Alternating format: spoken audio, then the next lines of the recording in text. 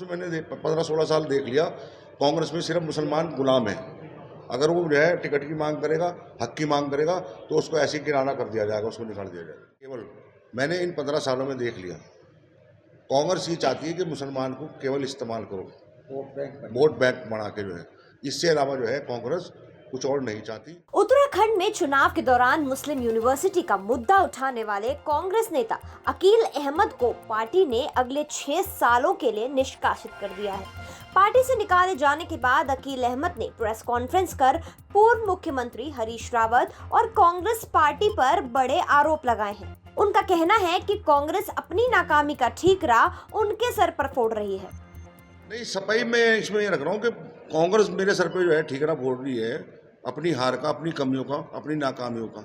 आप लोग 5 साल तक तो क्षेत्र में जाते नहीं, फिर आप कहते हैं आप चुनाव हार गए।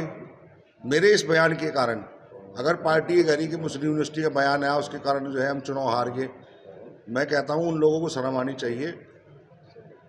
5 राज्यों में इलेक्शन हुए, क्या 5 राज्यों में बयान देने के लिए गया मैं?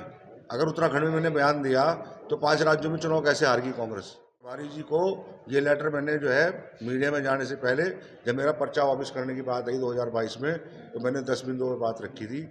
वो मैंने जो है, मेरे पास प्रूफ है, प्रभारी को मैंने पढ़ा दिया था। और वो मोहन प्रकाश जी थे, मोहन प्रकाश जी जो ऑब्जर्वर मेरे घर आए थे, मैंने उनको भी वो लेटर दिखा था पहले। अगर उन्हें लगता था कि इस लेटर के कारण पार्टी को नुकसान होगा तो वो मुझे कहते कि इस लाइन को हटा दीजिए आप। उन्होंने क्यों नहीं कहा उस समय कि ये मुस्लिम यूनिवर्सिटी वाली लाइन को हटा दीजिए? मैं तो उसे हटा देता, मुझे कोई इतनी ज़्यादा वो नहीं थी मुस्लिम यूनिवर्सिटी की। तो एक मुद्दा बन चुका, अब जब ये मुद्दा बन चुका, हाईलाइट हो चुका, तो अब मेरी भी मजबूरी होगी कि मैं इसमें आने के कुछ कहूँ, सामने कुछ करूँ आने के जो है। नहीं तो ऐसी मेरी इतनी इच्छा नहीं थी जो है।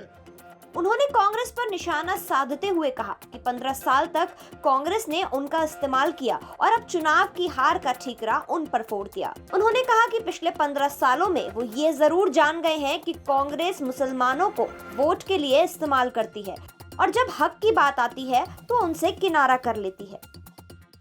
मैंने आपसे साफ कहा, स्पष्ट कहा, बिल्कुल।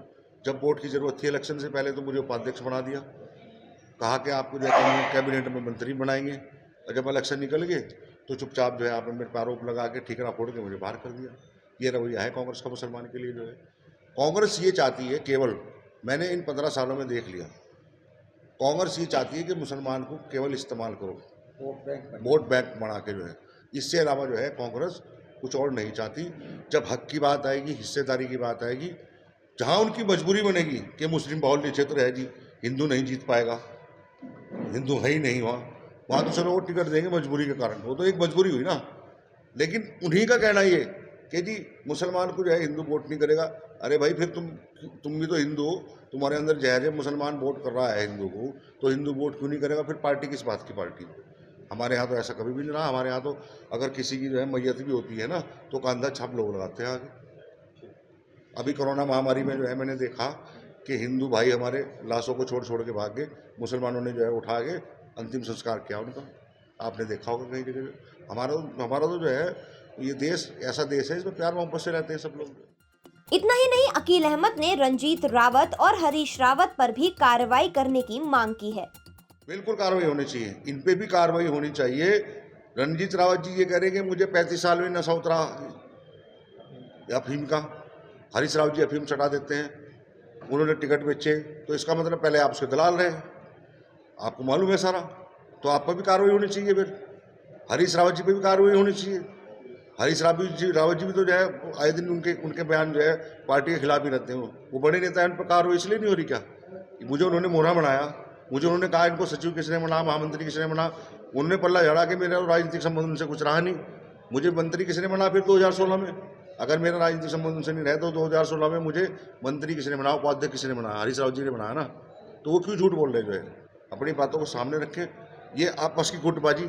मैं प्रीतम सिंह जी के साथ चला गया था जब प्रदेश अध्यक्ष बन गए हो, क्योंकि मेरा वहाँ पे जो है मैं सेक्रेटरी था, तो हरीश रावत जी को शायद इस बात की जलन हुई। ये आपस में जो है, इनमें आपस में राजनीतिक मतभेद हैं, ये सबको मालूम है। अगर एक के साथ रहेंगे तो वो कहेगा मेरा आदमी, उसके साथ रहेंगे मेरा आदमी। यहाँ सबसे बड़ी बात ये है कांग्रेस के अंदर कि कांग्रेस जो है, कांग्रेस का जो कार्यकर्ता है वो अपनी बात खुल के रख ही नहीं सकता। गुटबाजी के कारण कांग्रेस हार रही है, और दूसरे पैराशूट प्रत्याशियों के कारण जो है कांग्रेस जो है हार मिल रही है। कांग्रेस को जो निष्ठावान कार्यकर्ता है उनको दरकिनार कर दिया जाता है। समय आने पे 5 साल उनको कहते हैं काम करो काम करो। राहुल गांधी जी का कार्यक्रम था 16 दिसंबर में, 3.5 लाख रुपए खर्च किए मैंने, 25 बसें लेकर आया था मैं, 100 कारें थी मेरे पास। तब तो ये कहा था कि नहीं नहीं लो, हम आपको टिकट भी देंगे, सब कुछ कहेंगे। अब मैं कोर्ट में भी जाऊंगा, इनको मैं कोर्ट में लूंगा, सबको जो है। दूसरी बात एक और बता रहा हूँ मैं आपको, मेरा पैसा खर्च कराया इन्होंने, जो है क्यों कराया? जितना पैसा मेरे पास खर्च करा, मेरे पास बिल है उस सब चीज़ों के, जो है मैं इनसे जो है वसूल करने की मांग करूँगा। दूसरी बात यह है कि जो मुझे निष्कासित इस आदमी ने किया गया, उसको राइट नहीं है मुझे निष्कासित करने का, जो है वो मेरे से जूनियर है, वो महामंत्री है, मैं प्रदेश का उपाध्यक्ष हूँ। उसके लेटर पर कैसे मुझे निष्कासित कर दोगे आप लोग? किस शर्त पे कर दोगे? वो उस बात को मैं चैलेंज करूँगा। ये बात हाईकमान तक के सामने तक जाएगी ये बात। फिलहाल पार्टी से निष्कासित अकील अहमद कांग्रेस पर लगातार निशाना साध रहे हैं और उनका कहना है कि वो भविष्य में कांग्रेस या बीजेपी में शामिल नहीं होंगे, लेकिन 2024 में लोकसभा का चुनाव जरूर लड़ेंगे। उत्तराखंड तक के लिए देहरादून से दिलीप सिंह राठौड़ की रिपोर्ट।